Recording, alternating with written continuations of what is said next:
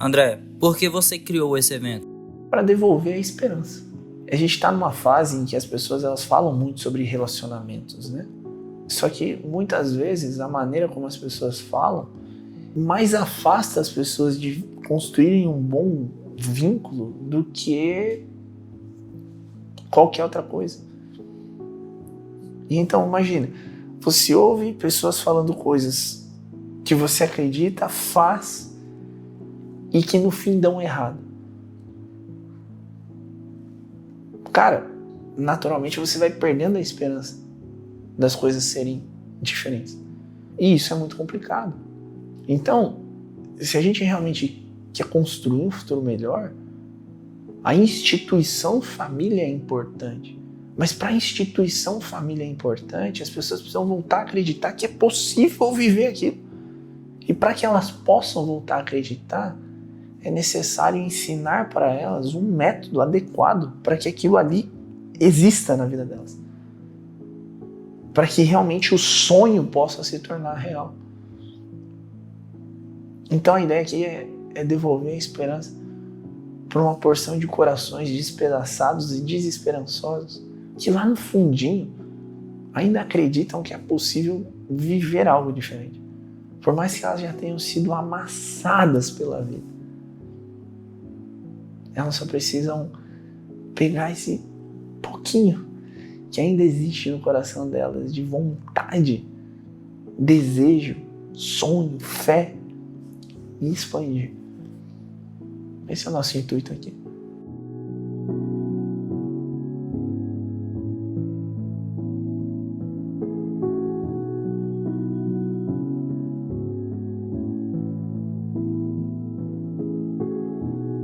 Você já sentiu que você faz tudo certo, mas as coisas mesmo assim não dão certo? Parece que você se esforça, que você age como precisa, que você ouve as pessoas, mas na hora do resultado parece que ele nunca chega no amor. Pois é, às vezes, antes de nós agirmos, antes de nós fazermos, antes de nós nos comportarmos de um jeito muito específico, a gente precisa olhar para dentro. Uma ação realizada sem uma mudança interior anterior a ela, nem sempre gera os resultados que nós desejamos. E essa é uma das maiores frustrações das pessoas na vida amorosa. Mesmo fazendo tudo certo, elas não conseguem ter o que elas desejam. Mas calma, existe uma saída. E hoje, na nossa segunda aula, eu vou te mostrar como que você pode combater todas essas estruturas que te impedem de ter o que você deseja. Prepare-se, você está prestes a dar mais um passo rumo à vida que você sempre desejou.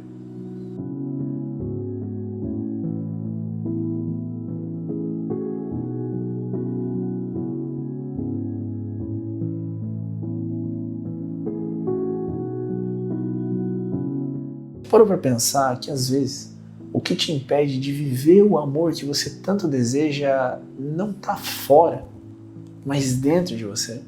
Às vezes o problema não são as pessoas. Às vezes um grande problema da nossa vida é a autossabotagem. Quantas vezes você achou que algo ia dar certo, mas por alguma razão elas não deram? Um exemplo claro é a insegurança. Às vezes nós até conhecemos alguém legal, mas parece que é mentira que aquela pessoa está ali, sabe? Em outros casos, nós acabamos nos interessando pelas pessoas erradas e deixando as potencialmente certas de lado. Eu sei que às vezes é doloroso admitir, mas muitas vezes o grande problema está dentro da gente. É a autossabotagem. Mas isso acaba agora. A minha função é te ensinar como você pode combater a autossabotagem que existe na sua vida, porque você merece mais. Você merece ver o relacionamento que você tanto deseja. Um relacionamento que vai te fazer sorrir mesmo nos dias mais nublados. Tá pronta?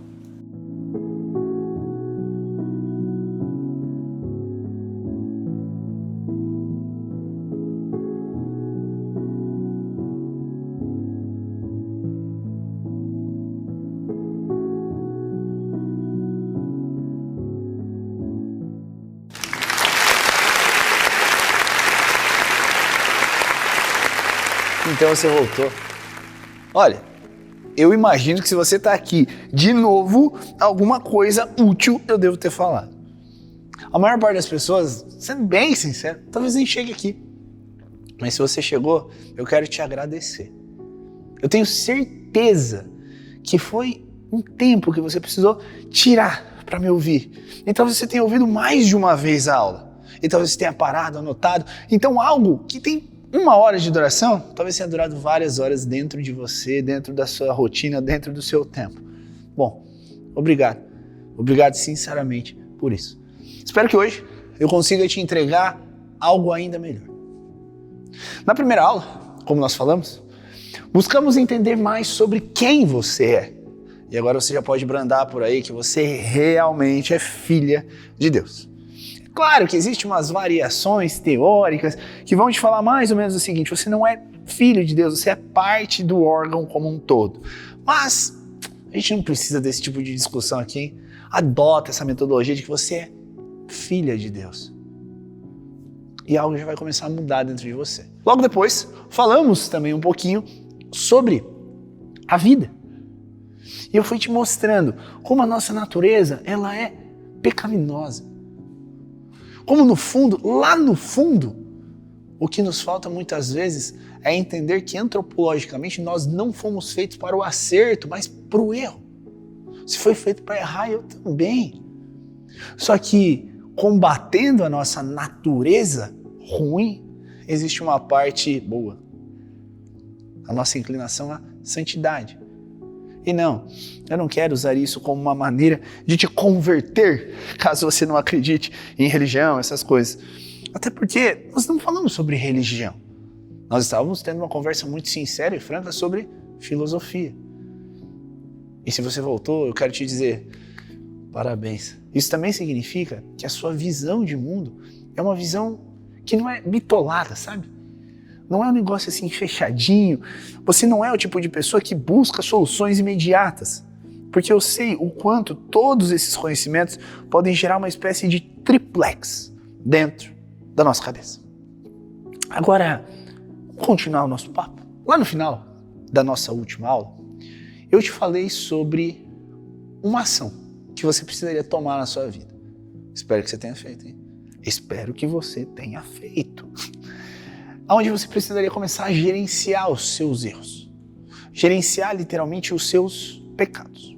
E esse gerenciamento te daria um pouquinho mais de virtude. Então, a ideia é que através da resistência ao erro, você se tornasse uma pessoa diferente. Bem, se você fez e continua fazendo, e talvez continuará fazendo, eu quero te dizer que devagarzinho você vai se sentir diferente. E você vai perceber as coisas de uma forma diferente.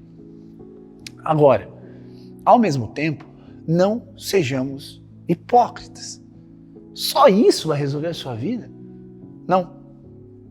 E esse é o tema da aula de hoje. Por quê? Por quê? Muitas vezes, mesmo querendo, você não consegue acertar. Por quê? Por que mesmo sabendo sobre toda essa estrutura de identidade, às vezes você vai errar, vai pecar? Porque mesmo construindo virtudes, você não consegue acessar a pessoa certa. Você não consegue atrair a pessoa certa. Você não consegue começar uma relação com a pessoa certa. Por que isso acontece? Vem cá. Vamos trocar uma ideia sincera, eu e você. Seria muito fácil se fosse só fazer um gerenciamento de pecados, não é? E para algumas pessoas, sendo bem sincero, vai ser fácil. Mas para muita gente não será. E é com você que está buscando essa transformação, essa mudança, que está querendo acertar, o que está acertando no gerenciamento, mas mesmo assim não conseguiu encontrar alguma pessoa legal, que eu quero conversar. Essa aula é feita para quem já tentou se relacionar e não deu certo. Para pessoas boas, que mesmo fazendo tudo certo, não tiveram sucesso. E para as pessoas que fizeram coisas erradas. e também não tiveram sucesso. Eu gostaria muito de começar a nossa aula te fazendo uma pergunta muito sincera. Lembra? Brutal sinceridade? Isso vai ser ao longo de todo o caminho, tudo bem? A minha pergunta para você é muito simples. Numa escala de 0 a 10, sendo 0 algo muito difícil e 10 algo muito fácil, nessa escala, de 0 a 10, o quanto você tem facilidade para perdoar as pessoas? 0, muito difícil. 10, muito fácil.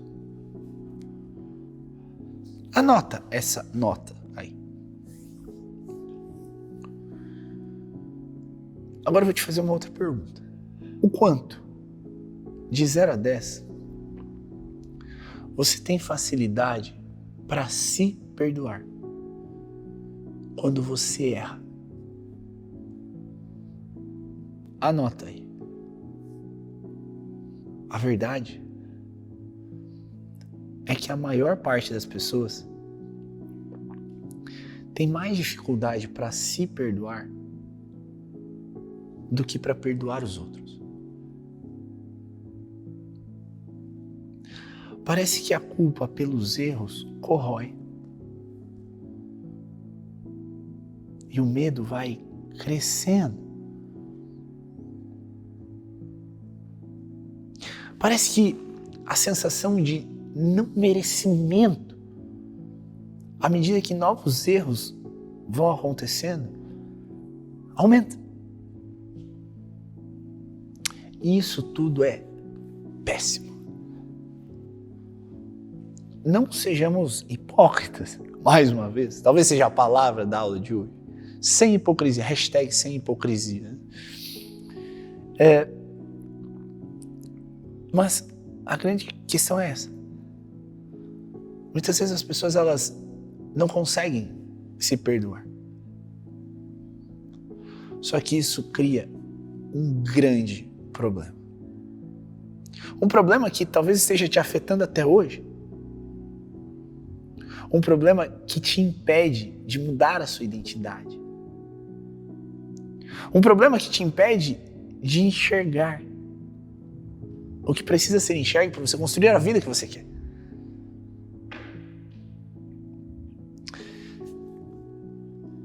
A falta de perdão, seja você, seja os outros, é o principal gatilho da autossabotagem.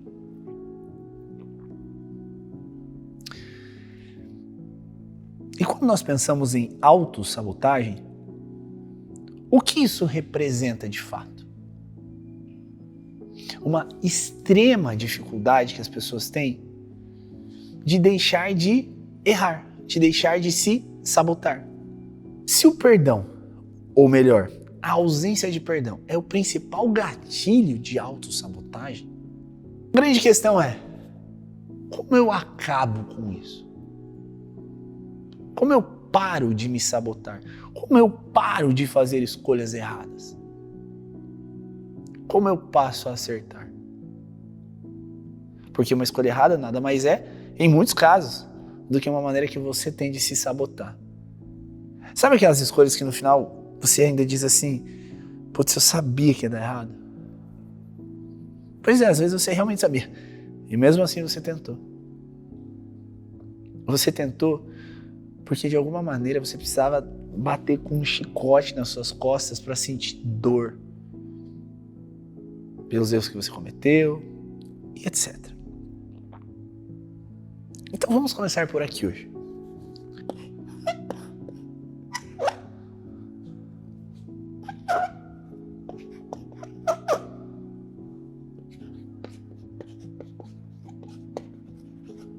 Autossabotagem. Eu gostaria que você imaginasse a autossabotagem como uma espécie de força que atua sobre você. Essa força que atua sobre você, ela tende a crescer à medida em que uma outra força não aparece. E a gente já vai conversar sobre essa força. Então aqui estou eu. Tudo bem? Me sabotando. E quanto mais eu me saboto, mais culpa eu sinto. Quanto mais culpa eu sinto, mais eu me saboto. Sabe aquela ideia de liberar perdão? Você conhece, não é? Eu também conheço. E às vezes a gente realmente não consegue deixar de se sabotar porque ainda falta perdoar a nós e aos outros. E vamos começar com o perdão pessoal. Por que tu não se perdoa pelos teus erros? Ou melhor, como é que você faz para se perdoar? Porque aquelas coisas que ensinam para você de que você simplesmente precisa sentir que se perdoou e deixar o passado para trás, teoricamente são muito boas. O problema é que elas são inúteis. Você não tem como se livrar do passado ou das coisas que você cometeu, os erros que houveram, ou das escolhas ruins que você fez, simplesmente deixando para trás. Não existe isso. Parece besta. Se fosse assim, seria muito fácil. E você sabe que o que vale a pena é custoso. O que vale a pena tem um preço. Então, se não é simplesmente aliviando meu coração e deixando o passado para trás, como é que eu faço para me perdoar? Como é que eu faço para tirar essa culpa, essa angústia de dentro de mim pelas escolhas ruins que eu fiz ao longo da vida? Lembra que eu te disse que a autossabotagem é uma força? Pois é. Existe uma outra força. Uma outra força que à medida que você vai manifestando ela vai diminuindo cada vez mais e mais e mais e mais essa sabotagem interior. E novamente o que acontece é uma guerra dentro de você. Uma guerra. Uma guerra entre o bem e o mal. Vamos qualificar então a autossabotagem como algo mal? Qual é a força boa que precisa existir para combatê-la? O que te torna uma pessoa melhor? O que te torna uma pessoa melhor de verdade é uma força chamada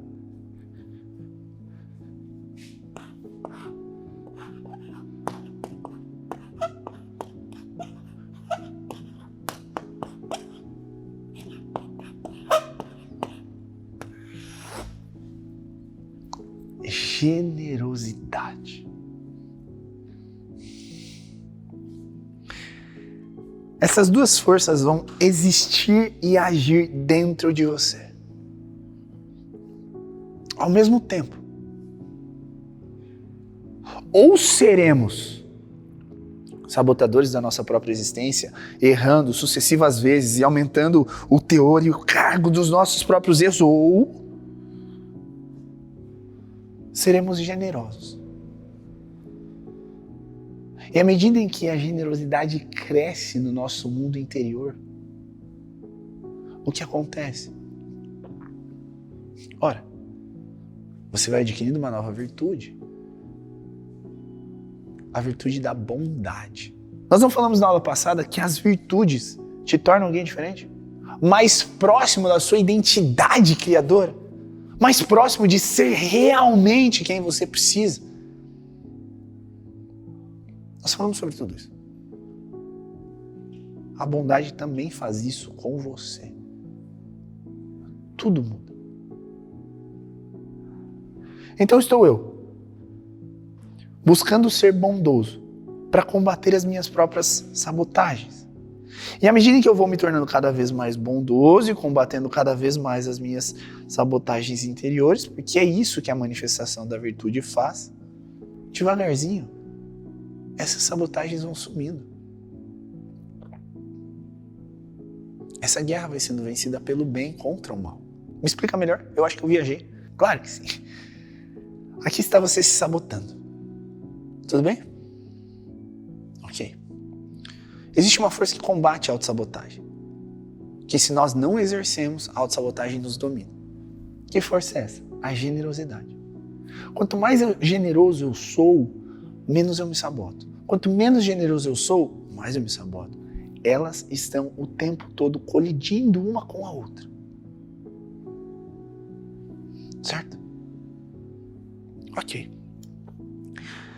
À medida em que eu vou me tornando generoso, eu vou manifestando a virtude da bondade. Eu vou treinando o meu músculo para ser bom. Ora, óbvio que isso me muda. Você sabe, eu sei. Você lê o mundo de uma forma diferente quando você consegue praticar o bem. Vai dizer que você nunca fez isso. Você estava num dia meio merda e aí você ajudou alguém. Quando você ajudou alguém, o que aconteceu? Você se sentiu melhor. Ou não é? Agora imagina que sucessivas vezes, sem hipocrisia ou infantilidade, a gente já vai falar sobre isso, você decide fazer coisas boas pelas pessoas. Às vezes eu ouço umas coisas meio toscas sobre relacionamento. Uma das mais toscas que eu ouço é: qual é o limite da minha ação, do meu amor pelo outro? Para que ele possa me amar também, eu tenho que amar menos? Para que ele possa me assumir como sua namorada, como sua esposa, eu deveria dosar a minha entrega? É óbvio que não. Você nunca vai cansar de ser bom de verdade. Você cansa de ser bom quando você é uma pessoa imatura, que está fazendo para o outro com o objetivo de ter uma recompensa interior. Veja, eu não estou dizendo que você tem que ficar fazendo por pessoas que simplesmente não te valorizam. Lá está você, 20 anos tentando fazer o cara assumir um relacionamento com você. 20 é muito, né? Mas que a gente sabe que tem umas aí que estão namorando há mais de 10. Fazendo, o cara não assume. Aí você está sendo trouxa. Se você está sendo trouxa, você precisa conhecer o deixe de ser trouxa.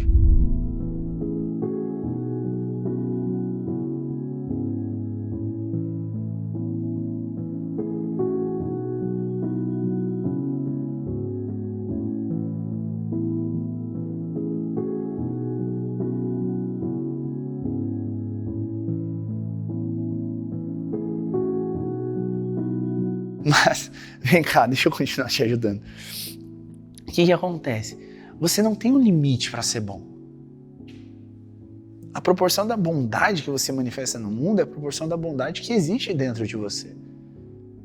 Então, quanto melhor você vai se tornando, mais isso vai crescendo no seu mundo interior. Até que chega um momento que você está pegando aquela sementinha de maldade que existe, de autossabotagem, e você está deixando ela minimizada, porque é tanta força no seu mundo interior fazendo pelos outros, que, cara, a vida fica gostosa. Tá me entendendo? Aí vem o grande ponto. Tô fazendo. A vida tá melhorando, no sentido interior, no sentido de eu me sentir bem, no sentido de eu realmente estar sendo útil para os outros. E pode ter certeza que a bondade te gera uma sensação boa. De tanto ser generoso do jeito certo, eu vou te ensinar como, você muda a sua identidade. Você se torna outra pessoa, agora você tem uma virtude que antes você não tinha. Ora, você se tornou uma pessoa diferente. Se eu me torno uma pessoa diferente, eu paro de me punir absolutamente pelos meus erros do passado. Eu paro de me sabotar, eu paro de não me perdoar. Porque passa a existir uma dissociação interna. Você não é mais, presta atenção, você não é mais quem você era. Você é outra pessoa. E se eu sou outra pessoa, como é que eu vou me punir por alguém que eu não sou mais? Você não é mais aquilo. Vá e não peque mais. Então a generosidade, ela vai te construindo de um modo diferente. Até que em algum momento você muda. E quando você muda, há uma figura de dissociação do passado. Você não consegue mais se reconhecer. E dessa dissociação, muitas vezes também nasce o esquecimento. Você errou, mas você, assim, se trabalhou tanto que aquilo já não tem mais tanto espaço na sua memória. E justamente por aquilo não ter tanto espaço na sua memória, você começa a olhar para outra direção. Foi, passou, já era, já é, Elvis. Então a primeira coisa que a gente vai fazer hoje é construir um exercício para você ser mais generosa e se livrar da culpa. Porque entre as duas forças, a autossabotagem, que vem da culpa, que vem da ausência de perdão e tudo isso, vai vir a generosidade. Você vai combater as tuas inclinações ruins. Beleza? Essa é a nossa primeira coisa. Eu quero deixar de me sabotar, eu quero deixar de fazer algumas coisas. Ou de passar a fazer coisas que eu preciso fazer, eu me enrolo. Que eu preciso ser, acima de tudo, generoso. Generosa. Como é que eu me torno alguém generoso ou generosa? Então vamos lá. Presta atenção. A generosidade se manifesta através de duas grandezas: tempo e dinheiro.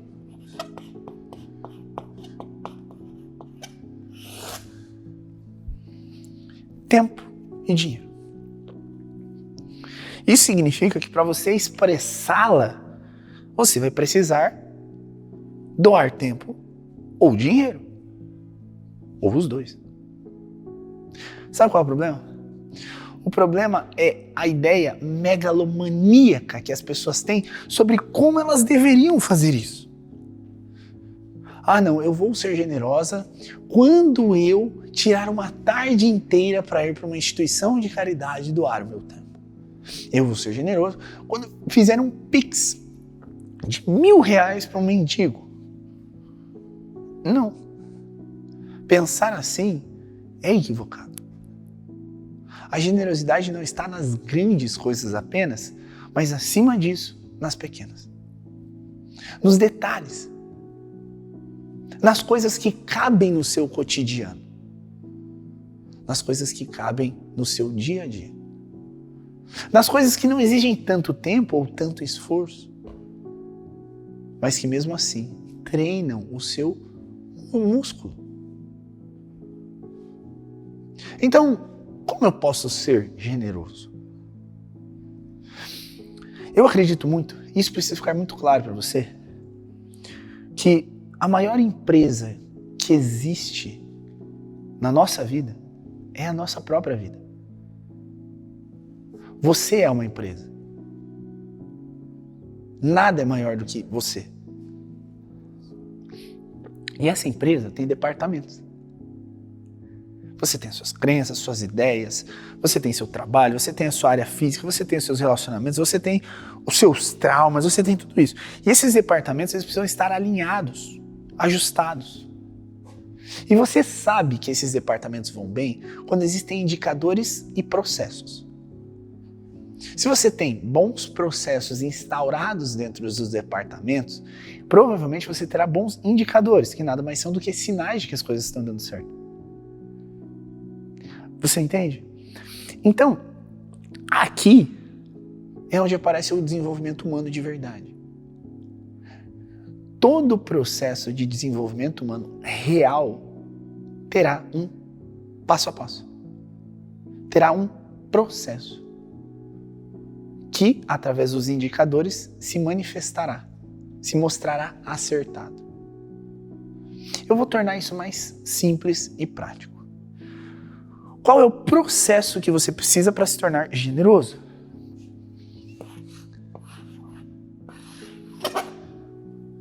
XVI. O seu exercício consistirá em escrever 16 maneiras de ser bom usando tempo e dinheiro.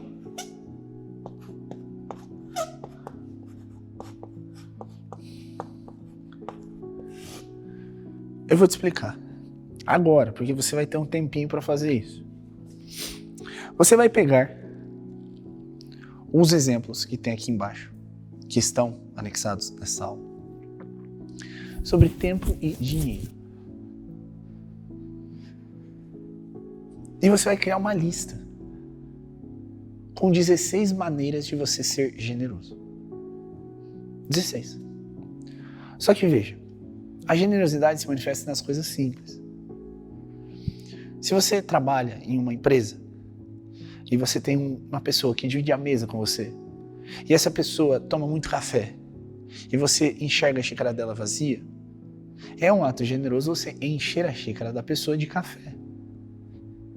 Se você tem uma funcionária, um funcionário na sua casa e é essa pessoa que sempre faz a sua comida no almoço, por exemplo, é um ato generoso você chamá-la para almoçar e pagar a conta da sua própria funcionária. Porque é sempre ela que faz isso por você, ela faz a comida, entendeu? É um ato generoso na academia você perceber que o seu colega de treino, ou que o seu personal, ou enfim, tá com uma garrafa de água vazia e enchê-la. É um ato generoso você fazer pix para um mendigo no sinal. O que te custa tudo isso? Quase nada. A primeira coisa é escrever 16 maneiras de ser generoso, seguindo os exemplos que eu coloquei aqui, ou não. Você também pode criar os seus. A primeira falha no processo da generosidade é as pessoas não terem clareza sobre o que elas precisam fazer para ser generosas. E a segunda falha é a falta de constância. Geralmente, quando que as pessoas tentam ser generosas? Quando elas estão bem emocionalmente. Quando elas estão bem emocionalmente, elas tentam fazer as coisas pelos outros. Agora me escuta, isso não é ser generoso. Isso, na verdade, é simplesmente usar o pico de dopamina que você tem quando você está bem, feliz, para agir. Para o outro é maravilhoso, mas isso não constitui por si uma virtude. Porque nem sempre você está bem. E é justamente a constância da aplicação de atos generosos também nos momentos ruins que te torna uma boa pessoa. Se você só fizer quando você está bem, você não vai mudar. Você precisa aprender a fazer quando você não quer fazer. Isso é ter um método. Eu escrevo quais são as 16 ações e depois nós vamos colocá-las em blocos e trazer isso para a nossa rotina de aplicação diária, com o objetivo de reforçar a virtude da bondade, combatendo a autossabotagem e nos aproximando mais da nossa verdadeira natureza. Então o que a gente vai fazer agora? Eu vou te dar, no máximo, 5 minutos, com o cronômetro passando aqui na tela, em vez da minha cara, para que você faça esse exercício. 16 atos de generosidade escritos agora. Ai, depois eu faço. Faz agora. Sabe por quê? Porque se você for uma pessoa que já está se sabotando, quando essa aula acabar, porque você pode muito bem avançá-la, você não vai fazer. Sabe por quê? Porque você está se sabotando. Então tudo aquilo que te conduz ao seu próximo nível, você vai deixar de fazer. Até mesmo as coisas da primeira aula, até mesmo as coisas que nós ainda falaremos nesta segunda aula. Não faz isso com você. Para agora e faz. Timer para você, te vejo em 5 minutos.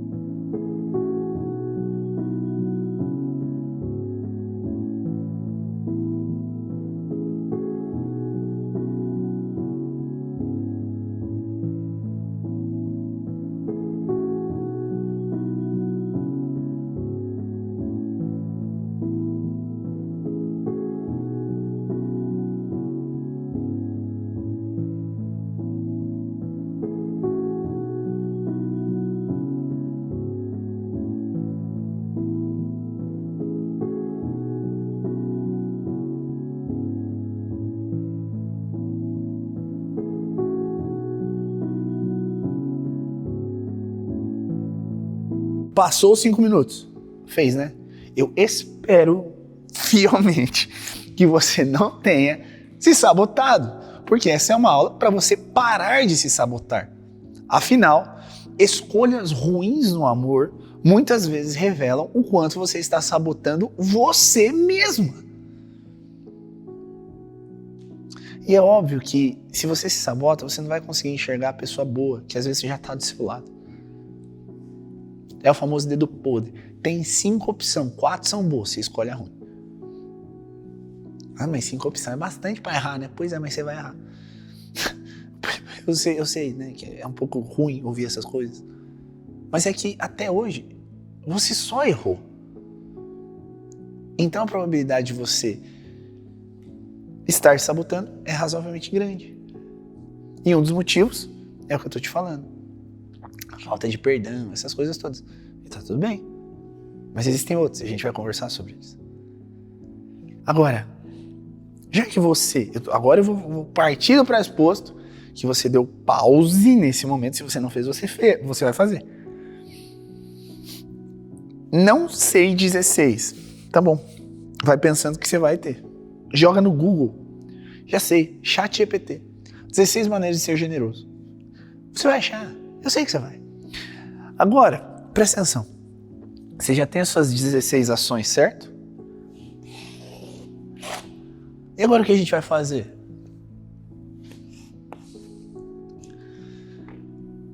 Atos de generosidade.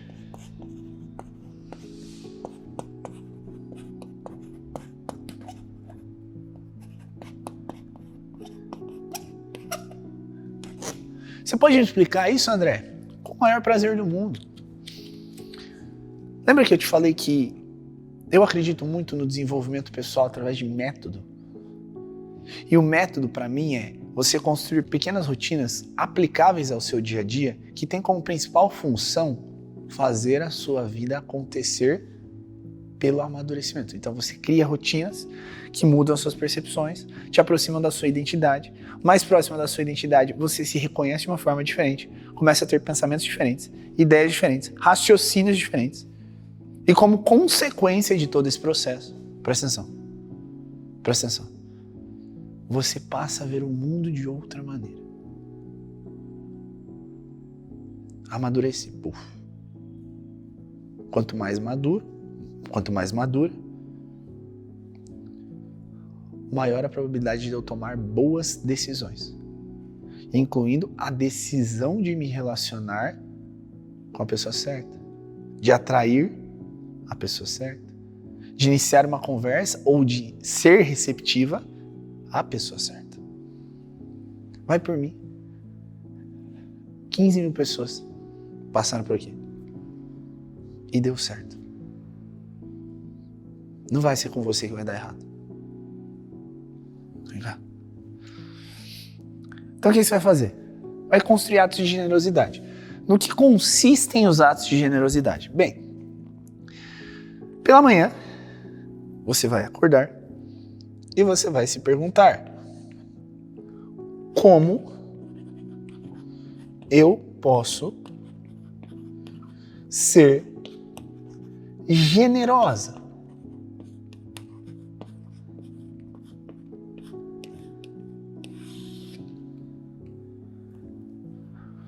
Então agora veja, 2 perguntas extremamente simples para você fazer no seu dia a dia.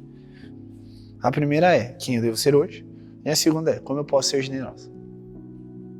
Só essas, prometo que não vai ter outra, tá? E aí você vai ter 16 ações que você já escreveu. E que você colocou lá, sei lá, no seu bloco de notas do celular. Colocou no seu bloco de notas. Top mesmo. Colocando isso no seu bloco de notas, você vai abrir o seu bloco de notas e vai ver as 16 ações. E então você vai selecionar 4.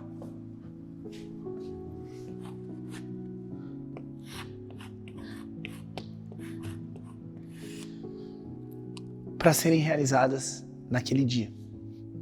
Atenção. Megalomaníacas terão muito problema aqui. Por quê? Porque se você colocar coisas muito difíceis de fazer, você não vai fazer. Entendeu? Coloca doar as roupas que você tá no guarda-roupa ali, tirar pelo menos uma parte.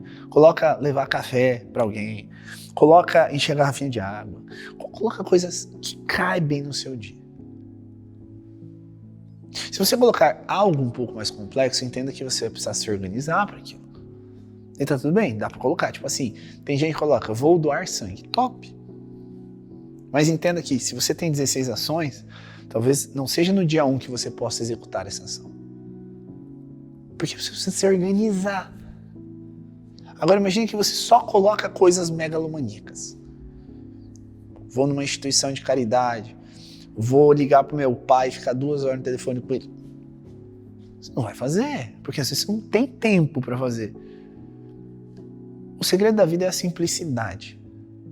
O segredo do seu desenvolvimento é a simplicidade. Sai dessas ideias complexas sobre se desenvolver. O que te desenvolve está no cotidiano. O que te amadurece está no cotidiano. O que te faz uma pessoa diferente está no cotidiano. Não adianta você comprar fórmulas mágicas para as coisas acontecerem. Algumas coisas demoram e exigem um único ponto: constância. Então, você vai selecionar 4 ações e o seu objetivo é realizá-las. De meio-dia, o que você vai fazer?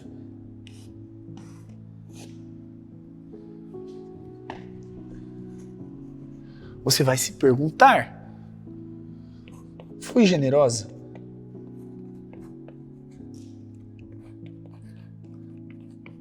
Pela manhã? O que isso significa? Cumpri meus objetivos e bati a minha meta? Fiz as 4 coisas que me tornaram generosa ou não? Essa é a pergunta. E a resposta vai ser sim ou não. Fiz. Toca o teu dia. Vai viver, vai trabalhar, vai fazer outras coisas. Não fiz. Tudo bem, você tem até a noite para fazer. Se você não fizer até a noite, você vai ter problemas. Sabe por quê?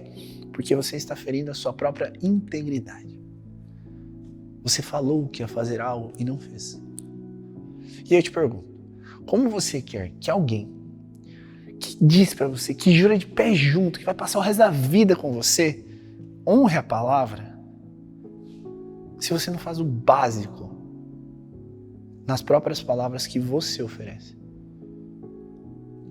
A gente já conversou sobre isso. Você vai ter na sua vida algo conectado a quem você é. Se você é uma pessoa sem integridade... Ai, mas isso não é muito extremo? Não, isso é real. Eu não estou dizendo que você tem que ser perfeita. Você vai errar e a pessoa também vai errar. Mas quanto mais maduro a gente está, mais a gente vai, assim, se afastando de alguns erros. Quando nós erramos, nós buscamos redenção, nós buscamos pedir perdão. As coisas vão melhorando. Não existe relacionamento perfeito. Eu não estou aqui para te ensinar a ter um relacionamento perfeito onde vocês nunca vão ter uma discussão. Eu estou aqui para te ensinar a atrair a pessoa certa e iniciar um vínculo que vai ser duradouro, se você fizer as coisas certas. Ok? Então você vai se questionar de meio-dia. E lá no final da noite, vou colocar aqui 21 horas. Você vai novamente se perguntar: fui generosa hoje? E a essa altura eu espero que a resposta seja sim, porque senão você só tem mais 3 horas, sob pena de ser, adivinha, incoerente, de ser alguém que realmente não está comprometida com a sua palavra. Você não quer isso, e eu também não quero isso para a tua vida. A consequência da falta de palavra é meio pesada, sabe? Terminou o seu dia 1. Agora olha só que interessante, você tem mais 12 ações. Então no outro dia você vai acordar e você vai se perguntar de novo: como eu posso ser generosa? Fácil, easy. E você tem mais 12 ações. Dentro dessas 12 ações você vai selecionar mais 4. E de meio-dia vai se fazer a mesma pergunta: fui generosa? De noite, mesma coisa. Você só precisa fazer. E no outro dia você vai acordar e vai repetir o processo. E no quarto dia você vai acordar e repetir o processo. Você só não pode repetir as ações, entendeu? Você tem 4 dias e 16 ações para serem estruturadas e moldadas em 4 ações por dias diferentes por 4 dias. Zerei a minha lista. Aí tu me diz como você fica internamente. Como fica a tua vida, como fica você. Como ficam os teus interesses, como ficam os teus pensamentos, como ficam os teus sentimentos. Não tem como dar errado. Se você fizer, não tem como dar errado. O problema é, você precisa ser constante. Entende? E ser constante na bondade é lutar contra a maldade que existe dentro de você, contra a sabotagem que existe dentro de você, contra os pensamentos ruins que você alimenta sobre você mesma. Você sabe que muitas vezes você tem pensamentos ruins. Isso é péssimo. Você se condena demais. Você se exige demais. Você muitas vezes não consegue perceber que dentro de você existe também um lado bom. E justamente por não reconhecê-lo, você vai sufocando através de tantas exigências e tantas cobranças. Olha só, talvez aí no fundo, de verdade mesmo, já exista uma sementinha de merecimento. De merecer ter uma boa relação, de merecer ser feliz. Para de sufocar isso. Dá luz para isso. Faz essa sementinha crescer e se tornar um bom fruto. Só que você precisa regar, não é? Como que você rega? Você rega gerenciando seus pecados. Você rega sendo generosa. Você está regando a parte boa de quem você é agindo assim. Você está regando a sua verdadeira identidade de filha de Deus agindo assim. É método, processo, passo a passo. Para de viajar. É simples. E eu queria ter entendido isso há 15 anos atrás.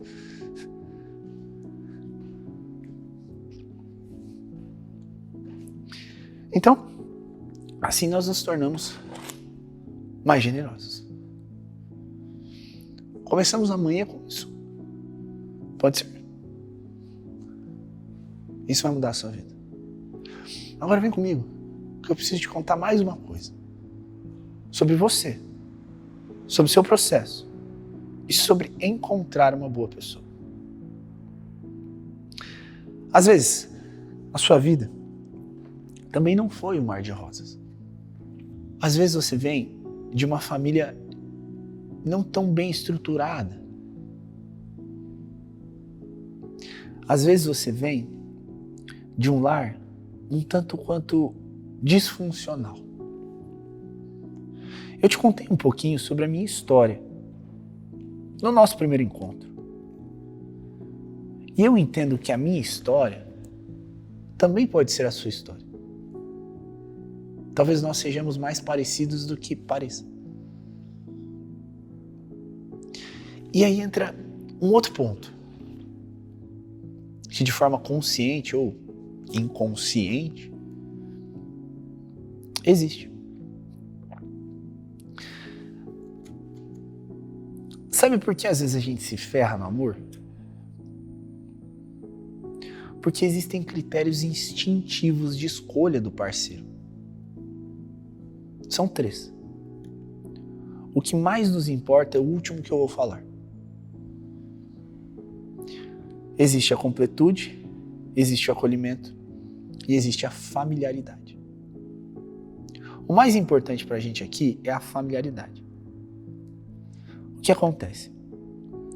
Nós nos sentimos atraídos pelo que é familiar para a gente. Então, se eu vivi no meio do caos, no meio da desordem, no meio de dor, de trauma, de mãe gritando, de pai batendo, de pai traindo, o que está impregnado dentro de mim como algo normal é o anormal. E eu vou ser conduzida, eu vou ser levada a me relacionar com pessoas que são muito semelhantes às memórias, recordações e referências que eu tenho dentro de mim. Com relação à minha infância e à minha adolescência. Com relação aos meus pais.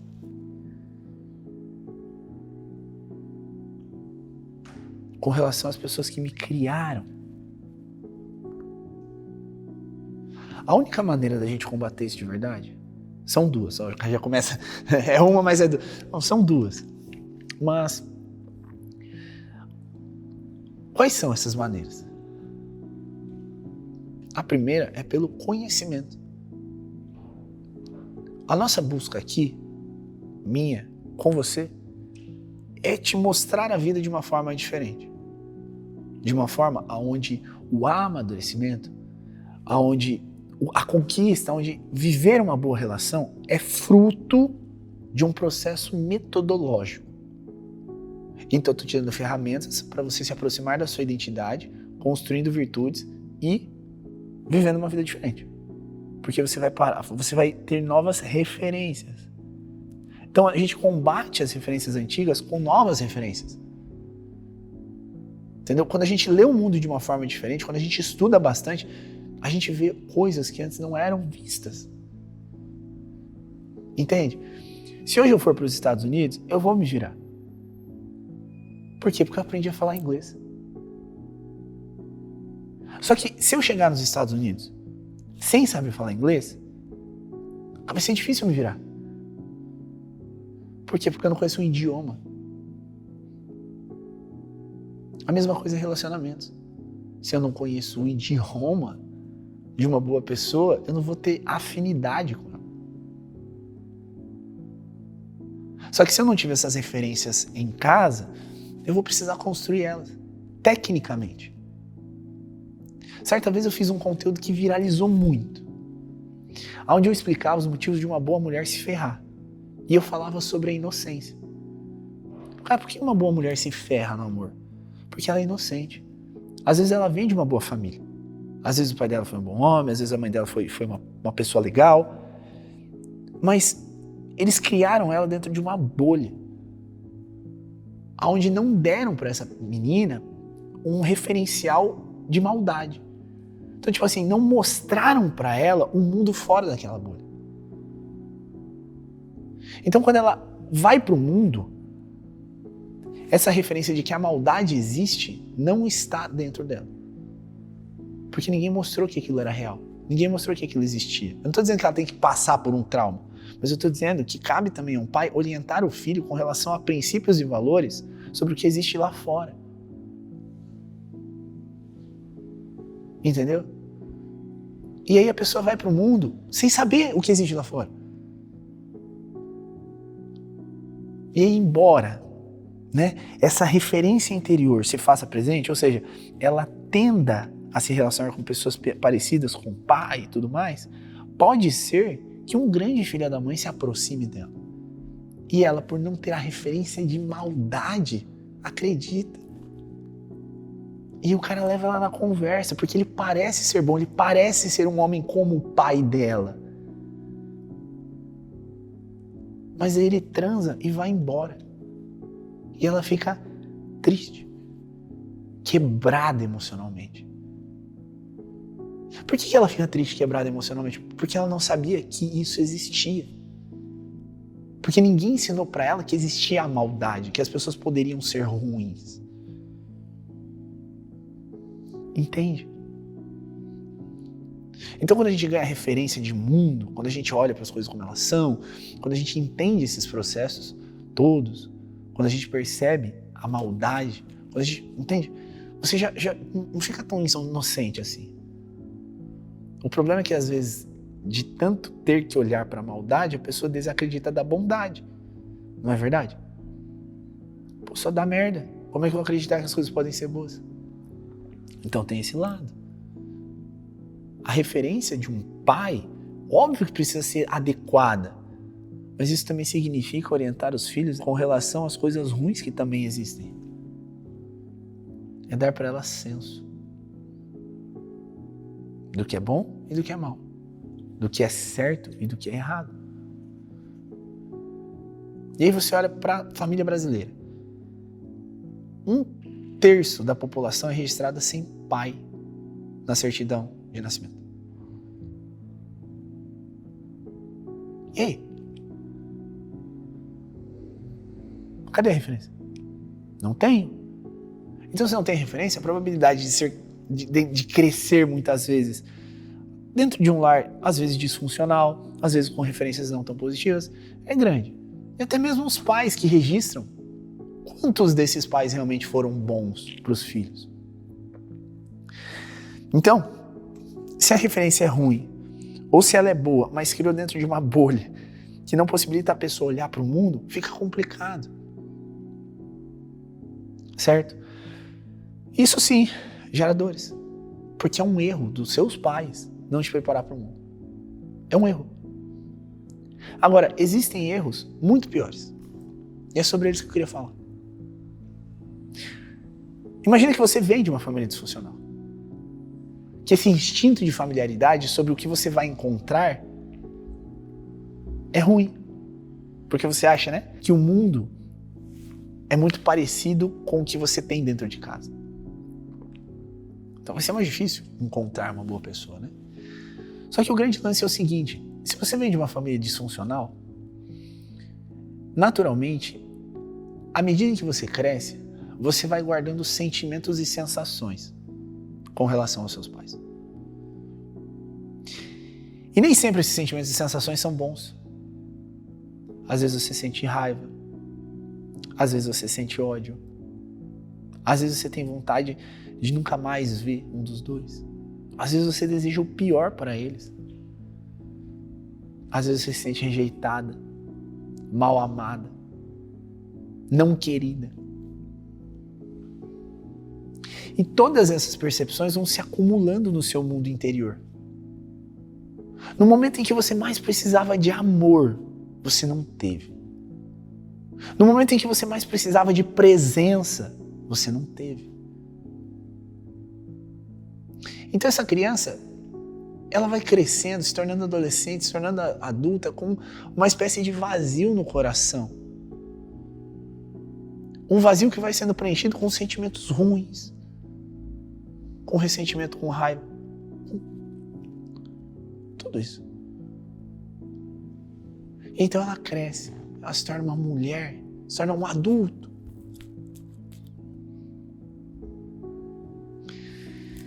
E essa sistemática de ter vivido uma infância e uma adolescência emocionalmente disfuncional faz com que ela vá para a idade adulta incompleta. E adivinha o que acontece quando alguém vai acumulando sentimentos ruins dentro de si? E sentimentos ruins, e sentimentos ruins, e sentimentos ruins, e sentimentos ruins, e sentimentos ruins dentro do coração. Adivinha o que acontece? Em algum momento, eles vão aparecer. E sabe onde muitas vezes eles aparecem? Eles aparecem nos relacionamentos.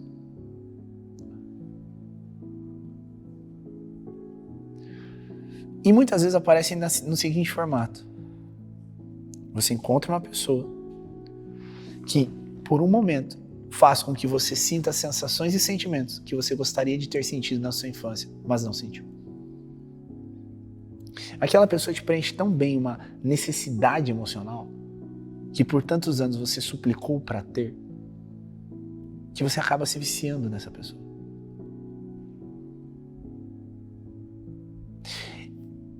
Só que essa pessoa, ela tem aqueles comportamentos por 1 mês, 2 meses, depois ela começa a mudar.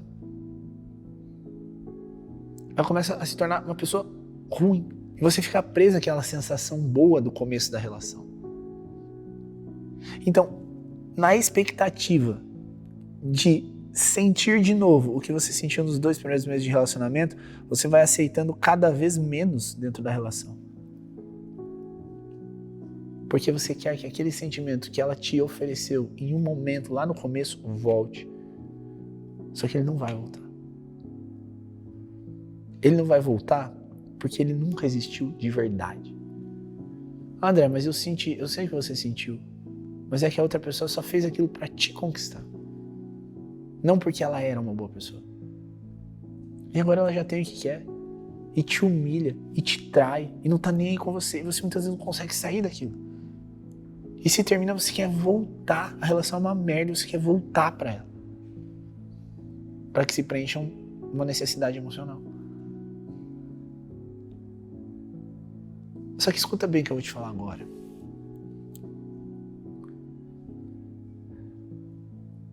Por que muitas vezes a gente insiste no fracasso? Eu sei que parece até um pouco místico o que eu vou falar, dado que eu sou uma pessoa muito metódica. Vocês viram, eu adoro métodos. Mas por quê? Muitas vezes a gente fracassa e fracassa e fracassa na vida amorosa, em outras áreas da vida, porque nós desejamos internamente punir os nossos pais. É como se aquela criança repleta de desejos e ao mesmo tempo raiva, ressentimento, tristeza, buscasse punir os próprios pais.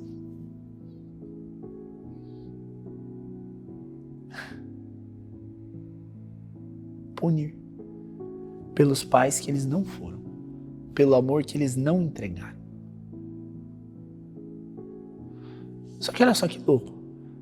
Se eu estou punindo os meus pais,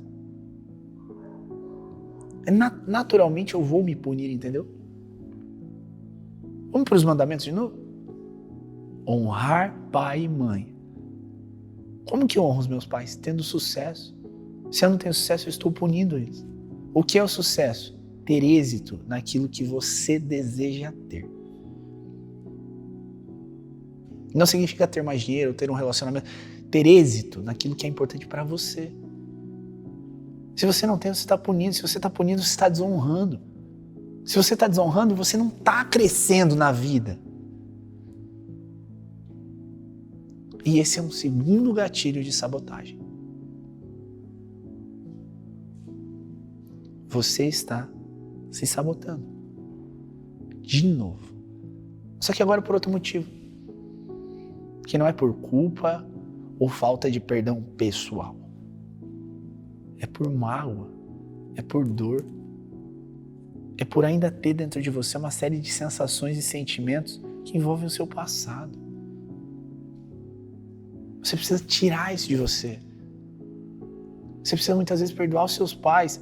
E entenda, quando eu falo perdoar os seus pais, eu não estou dizendo que em todo eles foram ruins, mas que em algum momento é possível e é muito provável que você se machucou, que você se magoou, que a vida não aconteceu como deveria. E é por isso que nós vamos encerrar essa aula com um segundo exercício. Esse exercício ele é composto por fases. E, ao meu ver, é um dos principais exercícios dentro da minha principal metodologia de ensino, que é o Deixe de Ser.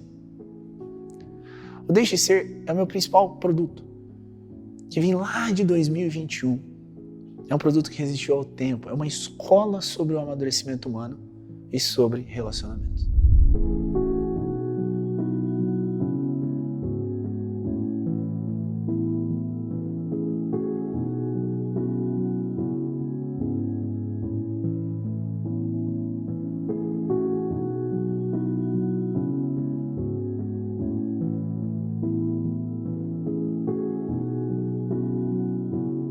Mas eu não quero falar deixe ser. Eu quero te dar o seu exercício. O que você vai fazer? Nesse momento, você vai pegar um papel e uma caneta. Pegue aí um papel e uma caneta. Pause o vídeo e pegue um papel e uma caneta. E eu quero que você escreva no papel 3 erros que você acha que seu pai cometeu com você. Na sua infância, na sua adolescência. Ou com a sua família. Na sua infância, na sua adolescência. O erro dele com as pessoas que você amava. Vou te dar alguns exemplos. Meu pai traiu, meu pai mentiu, meu pai enganou, meu pai era grosso. Meu pai foi embora, meu pai nunca me assumiu. Meu pai me protegeu tanto que me tirou a noção de que havia um mundo lá fora que não era tão bom assim. E eu me tornei uma eterna criança, infantilizada pelas circunstâncias da vida. Onde seu pai errou? 3 erros. Escreva no papel. Não tenho 3, tudo bem, tem 2. Tem 1. Escreve. Escreve o que tem. E aí, pega os erros da tua mãe. 3 erros. Onde a tua mãe errou? Comumente, a nossa ligação com um é mais forte do que com o outro. Comumente, um deles, na nossa cabeça, errou mais que o outro. Certo? Então, o que acontece?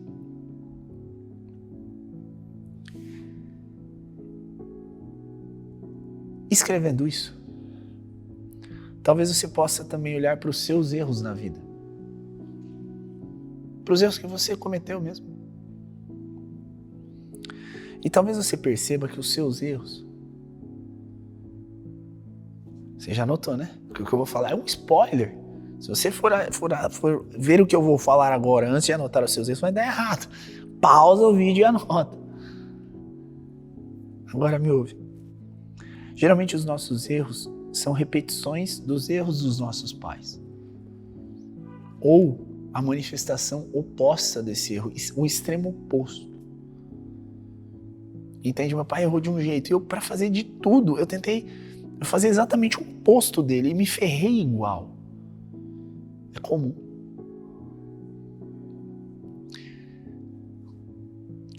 Entendendo isso, nós vamos fazer uma intervenção que vai estar em algum lugar aqui dessa página para você realizar. Como que vai funcionar essa intervenção?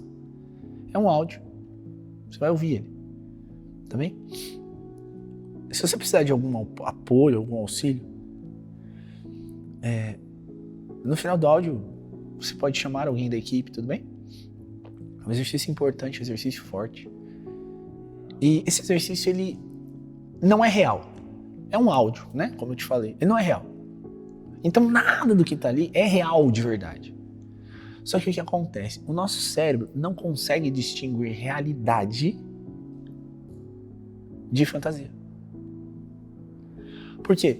Se eu falar pra você, imagine esse pincel de giz, né? Isso aqui é uma baita criação, né? Tem que ser patenteado.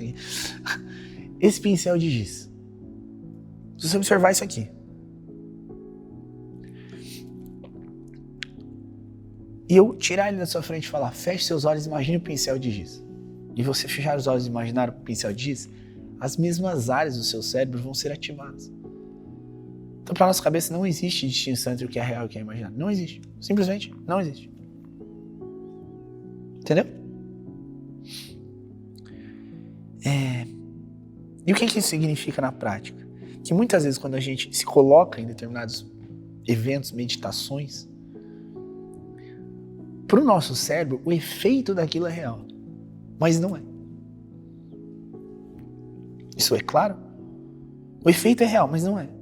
Só que o efeito que aquilo gera novas conexões na nossa cabeça. Ou seja, nós vamos rompendo com dores antigas, com associações, com crenças, com traumas.